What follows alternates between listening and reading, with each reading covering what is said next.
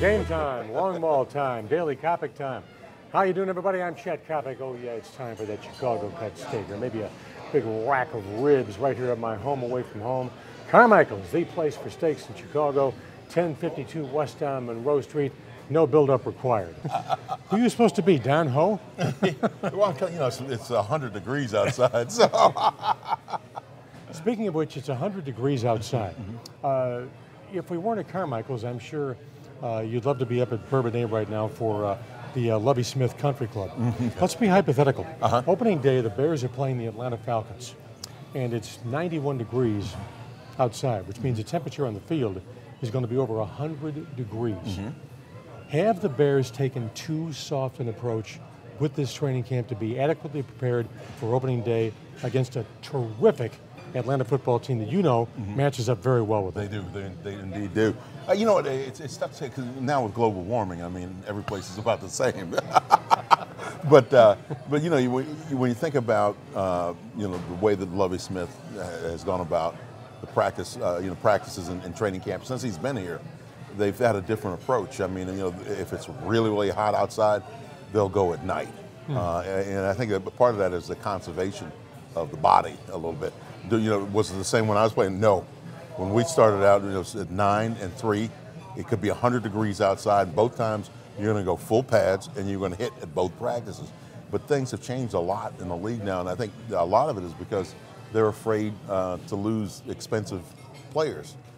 It's a part of the mental preparation more than the physical, because mentally, that fourth quarter, as you know, that fourth quarter is going to be a different story. That's when things get tough. I hear you. Let me give you a twofold question. I know you miss Dave Dewars. Yes. We all do.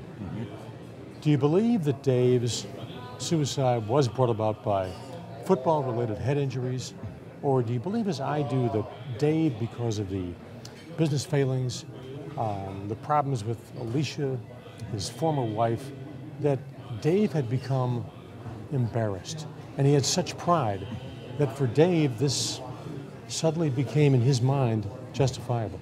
Well, I'm not so sure that the brain you know, injury didn't play a bigger role than we expect. And again, you look back on you know, on a lot of different players of that era, as well as obviously before, and you start to look at the, you know, the information that's now available, thanks to actually from a kid who's from Chicago that's really kind of got this whole effort started, and we're learning more and more about brain injury and what it does to players who've had multiple concussions, and that's why you're seeing a concern in the NFL.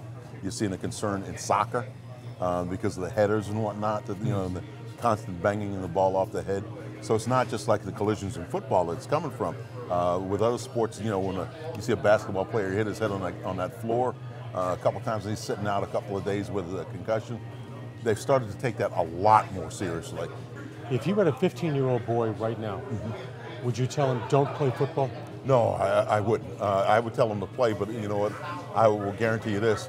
He wouldn't have one of those old helmets like, you know, the ones with the straps they used to have inside of them. And now, you know, they make the helmet so protective. And the fear was that they made it so protective that it was being used as a weapon. And that's why you saw some rule changes, because, you know, guys felt like they're invincible once you put one of those things on, because, you know, you didn't feel the damage that it was doing to you. But I think it's more part of how you tackle and how you play the game. And that's why I think from a coaching standpoint, you're going to see a lot of changes. You know, no longer leading with the head when you're blocking, no longer leading with the head when you're tackling. Because they used to tell you, you know, hold your face up and bull your neck and drive into the tackle. You know, there's going to be more shoulder tackling now and that kind of thing, because I think everybody's a lot more aware of it. It's a dangerous thing. You ever wonder, as I do, how the devil Doug Plank is still walking around with all his marbles? Yeah. I mean, Plank was a human missile. He invented spearing. Right. That's exactly right. He had a copyright on spearing. Remember the night, 1980 in Soldier Field, when he put the whack on Jimmy Giles in midfield? I thought Giles Jimmy was remembers dead. it. Yeah, that's exactly right. Going back to opening day with Atlanta, in the third quarter, is Mike Martz going to say to himself, why the devil did I endorse the departure of Greg Olsen? I will guarantee you, I will guarantee. I don't know. I don't understand that move at all, Chet. And the reason why is I look at football this way: when you have weapons, and Greg was a weapon offensively for the Bears, one that they hadn't had in a long time at the tight end position. When you have a weapon like that, now he may not be the best blocker in the world, but Mike Martz offense, pass receiving is what 50% of the game. So you look at it that way. You say, I've got a guy now that defenses have to account for, and I'm going to let him go to to go to tight ends that are more in the traditional mode of blocking tight ends. I don't think so.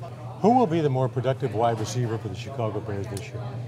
Roy Williams, Johnny Knox, or Devin Hester, or Earl Bennett? I'm going to say Earl Bennett. He's like a wild card because I think we know what we're going to get out of Devin. I'm going to say Devin's going to have 55 By the way, this is, 60. as you know, the 15th year of the Bears trying to make Devin Hester a quality NFL wide receiver. But the guy that's going to slip in behind all of them is going to be Earl Bennett. Because he's the guy that has really good hands, catches the football with his hands, not with his body, and the position that he's going to be playing is going to be a valuable one in this offense, and he will be the guy that ends up being the most consistent probably, and the guy that ends up with more receptions than anybody else. 29 years ago this summer, I'm at Channel 5. I'm making a bundle. I'm making more than 3/4 of the guys on your roster up at Hallis Hall. Who's my intern? Dan Jiggetts. The very obvious question: how the hell did you survive? Well, at that time we had a good group over there. We really did, and I think Greg Gumbel had left.